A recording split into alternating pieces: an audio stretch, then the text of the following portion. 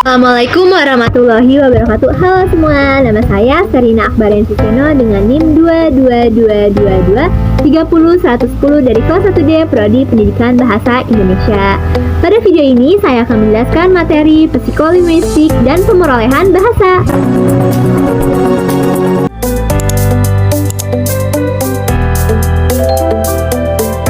Psikolinguistik. Secara etimologi sudah disinggung bahwa kata psikolinguistik berbentuk dari kata psikologi dan linguistik, yakni dua bidang ilmu yang berbeda, yang masing-masing berdiri sendiri dengan prosedur dan metode yang berlainan. Namun, keduanya sama-sama meneliti bahasa sebagai objek formalnya. Hanya objek materinya yang berbeda. Linguistik mengkaji struktur bahasa, sedangkan psikologi mengkaji perilaku berbahasa atau proses berbahasa. Secara teoritis, tujuan utama peristiwa linguistik adalah mencari satu teori bahasa yang secara linguistik bisa diterima dan secara psikologi dapat menerangkan hakikat bahasa dan pemerolehannya. Dengan kata lain, psikolinguistik mencoba menenangkan hakikat struktur bahasa dan bagaimana struktur ini diperoleh, digunakan pada waktu bertutur, dan pada waktu memahami kalimat-kalimat dalam pertuturan itu. Selanjutnya, ada definisi psikolinguistik menurut para ahli. Untuk lebih jelasnya lagi, yuk kita membaca dalam hati bersama-sama.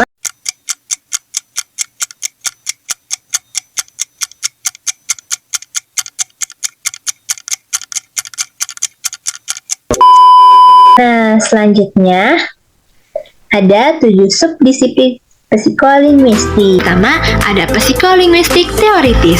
Subdisiplin ini membahas teori-teori bahasa yang berkaitan dengan proses mental manusia dan berbahasa. Misalnya, dalam rancangan fonetik, rancangan pilihan kata, rancangan sintaksis, rancangan wacana, dan rancangan intonasi. Yang kedua, ada psikolinguistik perkembangan. Subdisiplin ini berkaitan dengan proses pemerolehan bahasa, baik pemerolehan bahasa pertama maupun pemerolehan bahasa kedua. Subdisiplin ini mengkaji proses pemerolehan fonologi, proses pemerolehan semantik, dan proses pemerolehan sintaksis secara berjenjang, bertahap, dan berpadu. Yang ketiga, ada psikolinguistik sosial. Subdisiplin ini berkenaan dengan aspek-aspek sosial bahasa. Bagi suatu masyarakat bahasa, bahasa itu bukan hanya merupakan satu gejala dan identitas sosial saja, tetapi juga merupakan suatu ikatan batin dan nurani yang suka ditinggalkan. Yang keempat, ada psikolinguistik pendidikan. Subdisiplin ini mengkaji aspek-aspek pendidikan secara umum dalam pendidikan formal di sekolah, umpamanya peranan bahasa dalam pengajaran membaca, pengajaran kemahiran berbahasa, dan pengetahuan mengenai peningkatan kemampuan berbahasa dalam proses memperbaiki kemampuan menyampaikan pikiran dan perasaan. Kelima, ada psikolinguistik neurologi. Subdisiplin ini mengkaji hubungan antara bahasa, berbahasa, dan otak manusia. Para pakar neurologi telah berhasil menganalisis struktur biologis otak, serta telah memberi nama pada bagian-bagian struktur otak itu. Namun, ada pertanyaan yang belum dijawab secara lengkap, yaitu apa yang terjadi dengan masukan bahasa dan bagaimana keluaran bahasa diprogramkan dan dibentuk dalam otak itu. 6. Ada psikolinguistik eksperimen. Subdisiplin ini meliputi dan melakukan eksperimen dalam semua kegiatan bahasa dan berbahasa pada satu pihak dalam perilaku berbahasa dan akibat berbahasa pada pihak lain. Yang terakhir, ada psikolinguistik terapan. Subdisiplin ini berkaitan dengan penerapan dari temuan-temuan 6 subdisiplin psikolinguistik yang tadi disebutkan ke dalam bidang-bidang tertentu yang memerlukannya. Yang termasuk subdisiplin ini adalah psikologi, linguistik, peraturan dan pemahaman, pembelajaran bahasa, pengajaran pembacaan neurologi, psikiatri, komunikasi, dan susastra. Selanjutnya, pemerolehan bahasa. Pemerolehan bahasa atau akuisisi bahasa adalah proses yang berlangsung di dalam otak seorang kanak-kanak ketika dia memperoleh bahasa pertamanya atau bahasa ibunya. Ada dua proses ketika seorang kanak-kanak sedang memperoleh bahasa pertamanya, yaitu proses kompetensi dan proses performansi.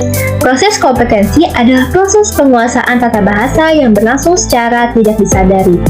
Sedangkan proses performansi terdiri dari dua buah proses, yakni proses pemahaman, yaitu melibatkan kemampuan atau kepandaian mengamati atau kemampuan mempersepsi kalimat-kalimat yang didengar, dan proses penerbitan, yaitu melibatkan kemampuan mengeluarkan kalimat-kalimat sendiri.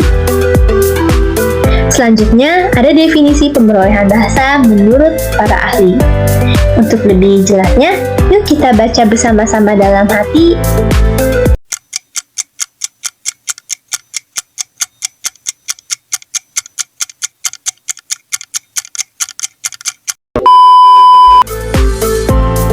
Nah, selanjutnya ada sejarah pemerolehan bahasa. Sejarah pemerolehan bahasa dibagi menjadi 3 periode, itu ada 1950. Tahun ini terjadi revolusi di dalam studi pemerolehan bahasa anak. Karya linguistik deskriptif Grierson pada tahun 1955 dan teori transformasi Chomsky tahun 1957 menyajikan model baru untuk diuji para peneliti. Selain itu, para penyelidik mengkaji teori behavioristik baru yang dicanangkan oleh D.F. Skinner tahun 1957, lahirlah psikolinguistik untuk menelusuri sistem dari para linguis. Yang kedua ada tahun 1960. Tahun ini terjadi ledakan hasil jumlah penelitian tentang sintaksis pada anak. Tahun ini merupakan masa telaah mengenai tata bahasa. Banyak bermunculan proyek penulisan mengenai tata bahasa dari perkembangan anak. Yang terakhir ada tahun 1970 sampai 1980. Pada awal tahun 70-an, bermunculan hasil telaah mengenai bahasa yang diucapkan oleh orang dewasa sewaktu berbicara kepada anak. Penyelidikan 1980-an menambah jumlah topik-topik tradisional sehingga menjadi fonologi, morfologi, sintaksis, semantik, dan pragmatik. Selanjutnya, ada 4 pendekatan teoritis terhadap pemerolehan bahasa. Yang pertama, ada pendekatan nativistik. Pendekatan ini tidak menganggap penting pengaruh lingkungan sekitar, tetapi menganggap bahwa bahasa sebuah keturunan. Berbeda dengan pendekatan behavioristik. Pendekatan ini menganggap bahasa pertama dipengaruhi oleh lingkungan sekitarnya. Yang ketiga, ada pendekatan kognitivistik, yaitu kemampuan berbahasanya berasal dari kematangan kognitifnya. Dalam pemerolehan bahasa, menekankan pada proses mental dan kognitif yang terjadi di dalam otak manusia. Yang terakhir, ada pendekatan konvergensi. Pendekatan ini adalah gabungan dari ketiga pendekatan yang tadi, yaitu pemerolehan bahasa terjadi karena faktor yang kompleks, yang secara alamiah bekerja simultan, yakni karena manusia memiliki bakat bawaan yang kuadratik, karena adanya masukan bahasa dari lingkungan, dan karena dilandasi kematangan kognitif yang memberinya kemampuan berpikir. Selanjutnya, ada jenis-jenis pemerolehan bahasa. Tarigan pada tahun 1985 membagi pemerolehan bahasa menjadi beberapa jenis dengan menggunakan kriteria bentuk, urutan, jumlah, media, keaslian, dan keserentakan atau keberurutan. Berdasarkan bentuk, dibagi menjadi 3. Ada pemerolehan bahasa pertama, bahasa kedua, dan bahasa ulang. Berdasarkan urutan, ada 2 jenis, yaitu pemerolehan bahasa pertama dan pemerolehan bahasa kedua. Lanjut ke berdasarkan jumlah, ada 2, yaitu pemerolehan 1 bahasa dan pemerolehan 2 bahasa. Selanjutnya, kriteria media, ada 2, yaitu pemerolehan bahasa lisan dan pemerolehan bahasa tulis. Selanjutnya, kriteria keaslian atau keasingan. Ada 2 jenis juga, yaitu pemerolehan bahasa asli dan pemerolehan bahasa asing. Yang terakhir, yaitu keserentakan atau keberurutannya. Terbagi menjadi 2 jenis juga, ada pemerolehan 2 bahasa secara serentak dan pemerolehan 2 bahasa secara berurutan.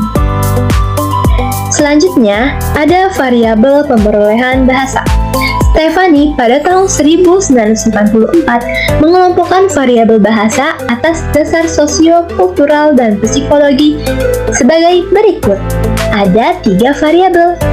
Yang pertama, ada variabel sosial, yaitu ada adaptasi budaya dan identitas, yang kedua ada peran bahasa dalam budaya, dan ketiga ada kelas sosial sebagai variabel. Variabel kedua yaitu variabel psikologi. Terdapat kecerdasan, sikap dan motivasi variabel integratif, harga diri, dampak imigrasi, introversi dan ekstroversi, dan agresi. Yang ketiga ada variabel gabungan. Terdapat usia, anak yang dirugikan, dominasi bahasa di rumah, dan sosialisasi siswa. Selanjutnya, ada Mangindayan, Sembiring, dan Livingstone pada tahun 1978 mengelompokkan variabel pemerolehan bahasa menjadi 3 blok. Yang pertama, ada faktor latar belakang rumah atau jenis sekolah. Di sini terbagi menjadi 3 variabel. Yang pertama ada variabel siswa. Terdapat seks, usia, kesehatan, penglihatan, pendengaran, dan urutan kelahiran. Kedua, ada variabel keluarga. Terdapat status ekonomi, pengetahuan ayah, pengetahuan ibu, ukuran keluarga, pekerjaan ayah, dan agama. Yang ketiga, ada variabel lainnya. Terdapat pengukuran tempat tinggal, ruang tidur bersama, waktu pekerjaan rumah khusus, jumlah pekerjaan rumah, ruang untuk belajar, buku di rumah, koran di rumah, dan bahasa Indonesia di rumah. Yang kedua, ada faktor sekolah atau kondisi pembelajaran. Terbagi menjadi 4 variabel. Yang pertama ada variabel sekolah. Terdapat perpustakaan sekolah, pencahayaan ruang kelas, fasilitas bersama, dan jumlah siswa. Yang kedua, ada variabel utama. Terdapat seks dan pengalaman sebagai kepala sekolah. Variabel yang ketiga, terdapat usia, pengalaman, tingkat pelatihan, pelatihan dalam jabatan, dan mengajar di sekolah lain. Variabel yang terakhir, yaitu variabel lainnya, terdapat ukuran kelas dan pertemuan kelas. Berikut adalah rujukan materi dari Salindia yang saya buat.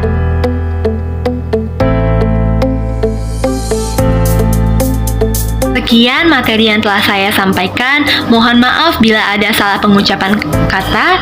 Kurang lebihnya mohon maaf. Wassalamualaikum warahmatullahi wabarakatuh.